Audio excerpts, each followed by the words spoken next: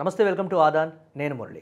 నిన్న చెన్నై శివార్లలో జరిగినటువంటి బెంగళూరు దర్భంగా రైలు ప్రమాద ఘటనకు సంబంధించి ఎన్నో అనుమానాలు, ఎన్నో రకాలైనటువంటి విచారణ పర్వాలు, ఆలోచనలు కూడా రేకెత్తిస్తున్నటువంటి పరిస్థితి ఉంది. ఆ ప్రమాదం అసలు ప్రమాద ఘటనలు ఒకసారి చూస్తే మాత్రం ఎందుకు అసలు రైలు ప్రమాదాలు తరచూ ఎక్కువగా జరుగుతూ ఉంటాయి? తరచూ జరగడం వేరు, ఎక్కువగా జరుగుతూ ఉండటం వేరు. జరిగినటువంటి కొన్ని ప్రమాదాల్లో వందల సంఖ్యలో ప్రాణ నష్టం. సో దాన్ని నివారించడానికి చాలా రకాలైనటువంటి పద్ధతుల్ని అవలంబిస్తున్నప్పటికీ కూడా ఎంతో క్రమశిక్షణతో కూడుకున్నటువంటి లోకో పైలట్లు మా వద్ద ఉన్నారని రైల్వే శాఖ ప్రకటిస్తూ ఉన్నప్పటికీ రైల్వే శాఖ చెప్తున్నటువంటిది ఏంటి అంటే, ఒక్కొక్కసారి రకరకాలైనటువంటి తప్పిదాలు, మానవ తప్పిదాలు కావచ్చు, లేకపోతే రైల్వే ట్రాకుల మీద వేరే విధంగా దేన్నైనా ఏర్పాటు చేసి లేకపోతే రైల్వే ట్రాక్ని తొలగించినటువంటి సందర్భాలు కావచ్చు, లేకపోతే టెక్నికల్గా చాలా రకాలైనటువంటి సమస్యల వల్ల రైలు ప్రమాదాలు జరుగుతూ ఉంటాయి అని రైల్వే శాఖ అయితే చెప్తోంది. మరి తరచూ రైలు ప్రమాదాలు ఎందుకు జరుగుతున్నాయంటే, గతంలో చెప్పుతున్నటువంటి కొన్ని విషయాలు, లోకో పైలట్ల అప్రమత్తత లేకపోవడం వల్లే, లోకో పైలట్ల నిర్లక్ష్యం వల్లే, మానవ తప్పిదాల వల్లే ప్రమాద ఘటనలు ఎక్కువగా జరుగుతూ ఉన్నాయనేటువంటి మాట గతంలో చెప్పారు. దాదాపు ఒక 20 సంవత్సరాల క్రితం వరకు కూడా. సో 20 సంవత్సరాల క్రితం, అలాగే 10 సంవత్సరాల క్రితం వరకు కూడా, అప్పటి వరకు కూడా దాన్ని చెప్తూ వచ్చారు. బట్ ఎప్పుడైతే టెక్నికల్గా అప్డేట్ అయిన తర్వాత కంప్లీట్గా లూప్లోకి రావడం కానీ, లేకపోతే ఎదురెదురుగా వస్తున్నటువంటి రైళ్లు ఎందుకు ఎదురెదురుగా రావాల్సి వచ్చింది, సో టెక్నికల్ మిస్టేకా లేకపోతే మానవ తప్పిదాల, అప్పుడు కూడా రకరకాలైనటువంటి అనుమానాలు వచ్చినటువంటి పరిస్థితి ఉంది. అయితే ప్రమాదాలు జరిగినటువంటి ప్రతిసారి కూడా ప్రమాద చర్యలకు సంబంధించి క్లియర్ కట్గా అన్నీ క్లియర్ చేశాము, చాలా వరకు కూడా ప్రాణ నష్టాన్ని తగ్గించగలిగాము, ఎంతో సహాయక చర్యలు అద్భుతంగా చేసాం, ఇమీడియట్గా కూడా రైల్వే ట్రాక్ని పునరుద్ధరించామని గొప్పగా చెప్పుకున్నటువంటి పరిస్థితి ఉంది. బట్ ఆ ప్రమాదాలు జరగకుండా చేయడానికి రైల్వే శాఖ ఏం చేస్తోంది అనేటువంటి మాట చూస్తే మాత్రం, రైల్వే శాఖ అసలు ప్రమాదాలు ఎందుకు ఎక్కువగా జరుగుతున్నాయనే దానికి సంబంధించి చెప్తున్నటువంటి కొన్ని విషయాలు, వాటిల్లో ప్రధానమైనది టెక్నికల్గా ఎప్పుడైతే దీనికి సంబంధించి మిస్అండర్స్టాండింగ్ జరుగుతుందో, లేకపోతే టెక్నికల్గా సిగ్నల్ ఇచ్చినప్పుడు లోకో పైలట్ దాన్ని గమనించలేకపోతాడో, లేకపోతే టెక్నికల్ సమస్యలు అనేవి తలెత్తితే డెఫినెట్గా 2 రైళ్లు కూడా ఢీకొనేటువంటి ప్రమాదం ఉన్నాయి. పట్టాల మీద ఆగి ఉన్నటువంటి గూడ్స్ రైలుని బెంగళూరు దర్భంగా రైలు ఢీకొట్టినటువంటి పరిస్థితి. దేవుడి దయ వల్ల ప్రాణ నష్టం అయితే లేకుండా లోకో పైలట్ అప్రమత్తతో అయితే ఇది ఇమీడియట్గా కూడా నివారించబడింది అనేటువంటి మాట చెప్తూ ఉన్నారు. బట్ ఘటన జరిగినటువంటి తీరుకు సంబంధించి చాలా అనుమానాలు అయితే వస్తున్నాయి.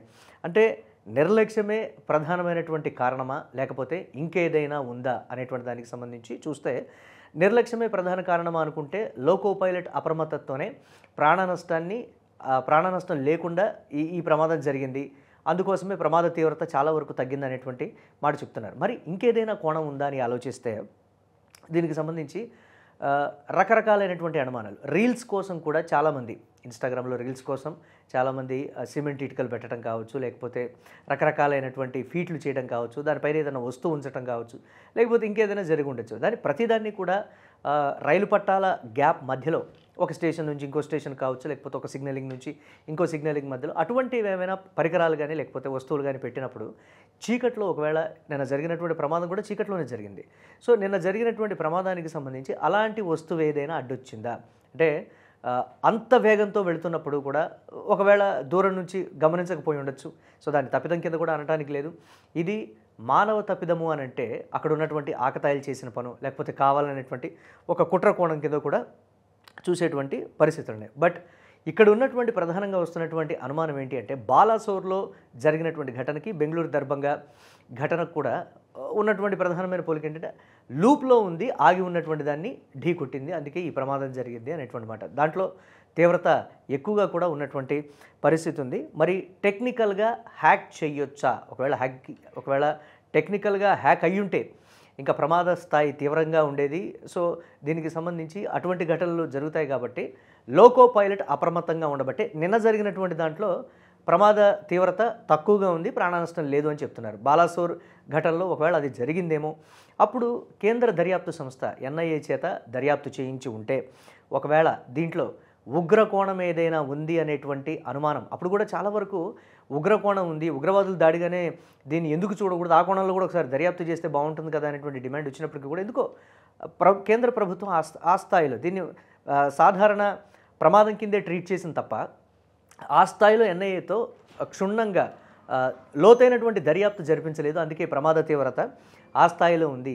మళ్ళీ కూడా అటువంటి ఘటనలు జరగకుండా ఉండాలంటే ఆ రోజే గట్టిగా విచారణ జరిపించి ఉంటే ఈ రోజున ఇటువంటి ఘటనలు జరిగేది కాదు అనేటువంటి మాట. ఉగ్రకోణం ఉంది అని పర్టికులర్గా చెప్పబోయినప్పటికీ కూడా ఎందుకు ఆ కోణంలో చూడకూడదు, ఎందుకు అనుమానాలు వ్యక్తం చేయకూడదు సేమ్ టు సేమ్ ఉన్నప్పుడు అనేటువంటి కొన్ని విషయాలు.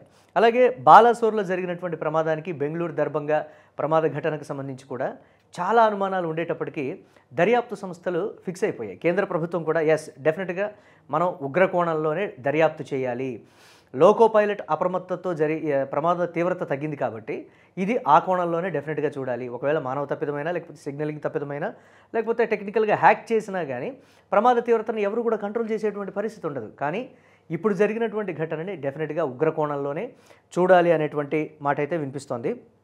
అలాగే ఎన్ఐఏతోనే ఎందుకు అంటే జాతీయ భద్రతా దర్యాప్తు సంస్థ కంప్లీట్గా ఎన్ఐఏ చాలా కేసులను కూడా సాల్వ్ చేసినటువంటి పరిస్థితి ఉంది. టెర్రరిజానికి సంబంధించి ఎక్కడెక్కడ ఉన్నటువంటి మూలాలన్నింటినీ కూడా వెలుగు తీసి అలాగే చాలా వరకు రాష్ట్రాల్లో బాంబు బ్లాస్టింగ్స్ కావచ్చు, లేకపోతే ప్రమాదం జరగబోతుందనే దాన్ని నివారించడం, లేకపోతే టెర్రరిస్టులని అరెస్ట్ చేయడం, డెఫినెట్గా చాలా వరకు వాళ్ళ ప్లానింగ్స్ అన్నింటినీ కూడా ఎన్ఐఏ కొలాప్స్ చేసినటువంటి పరిస్థితి ఉంది. ఆ స్థాయిలో ఎన్ఐఏతో దర్యాప్తు చేయిస్తే తప్ప దేశంలో జరుగుతున్నటువంటి ఈ రైలు ప్రమాదాలు పర్టికులర్గా ఉగ్రవాదులు కూడా వారి పందాను మార్చుకున్నారు అనే మాట కూడా నిపుణులు చెప్తున్నారు.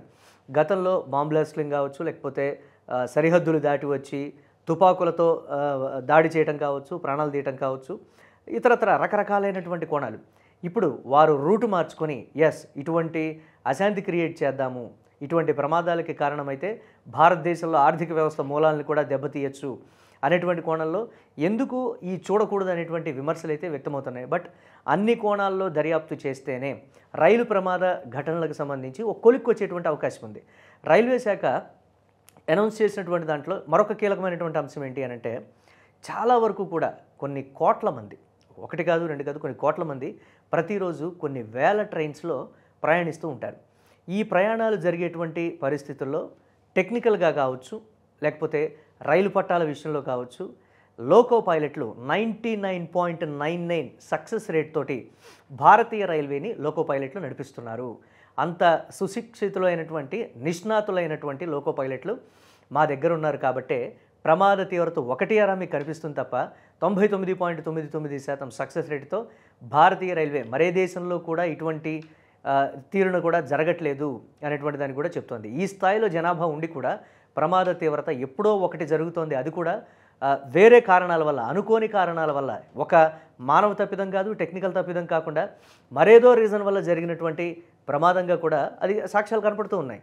కానీ రైల్వే శాఖ అప్రమత్తత అని కానీ లేకపోతే మానవ తప్పిదాలని కానీ దీన్ని చూడొద్దు, డెఫినెట్గా ఉగ్రవాద కోణం అనేటువంటి దాంట్లోనే చూడాలి అనే మాట అయితే బలంగా వినిపిస్తుంది. చాలామంది చెప్తున్నటువంటి మాట, పొద్దున్నే రైలు ప్రయాణాలు చేసి అప్ అండ్ డౌన్ చేస్తూ కూడా ఆఫీసులకు అప్ అండ్ డౌన్ చేస్తూ వేరే ఊరు నుంచి చాలామంది వచ్చి ఉద్యోగరీత్యా వెళ్తూ ఉన్నటువంటి పరిస్థితి, అది లోకల్ ట్రైన్ కావచ్చు, లేకపోతే passenger or express whatever it is.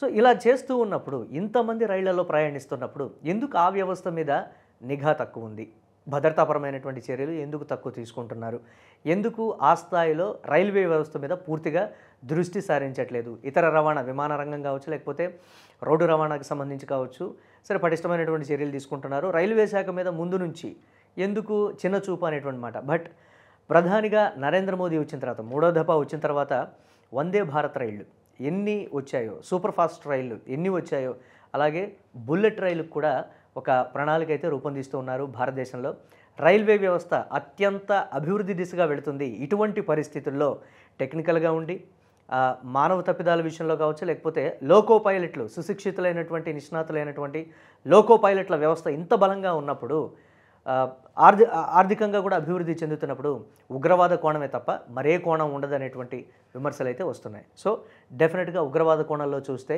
రాబోయే రోజుల్లో రైలు ప్రమాద ఘటనలు దాదాపుగా 99% వరకు కూడా అరికట్టేటువంటి పరిస్థితులు ఉంటాయనేటువంటి మాట అయితే వినిపిస్తోంది.